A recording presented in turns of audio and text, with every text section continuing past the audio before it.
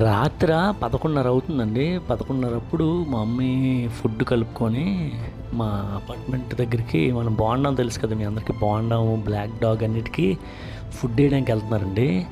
మీకు చెప్పాలంటే మా ఇంట్లో చిన్ను, పండు 2 డాగ్స్ ఉంటాయి. నా పెట్ డాగ్స్ ఇంట్లో ఉండేవి.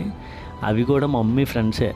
మా ఫ్రెండ్స్ కాదు. మా ఎవ్వరి మాట కూడా వినవు అవి. ఓన్లీ మమ్మీ మాటే వింటాయి. మా మమ్మీ ఎక్కడికైనా బయటికి వెళ్ళినా కూడా ఫోన్ చేసి మీరు తిన్నారా అని ఎప్పుడు అడగదు. చిన్ను పండుగ భోజనం పెట్టారా, బోండంకి భోజనం పెట్టారా అని అడుగుతుంది మమ్మీ. చాలా ప్రేమ మూగజీవాలంటే. నాకు మా తాతయ్య మమ్మీ దగ్గర నుంచే వచ్చేయండి ఈ లక్షణాలు. ఈ మూగజీవాలను ప్రేమించాలి, వాటిని చూసుకోవాలని.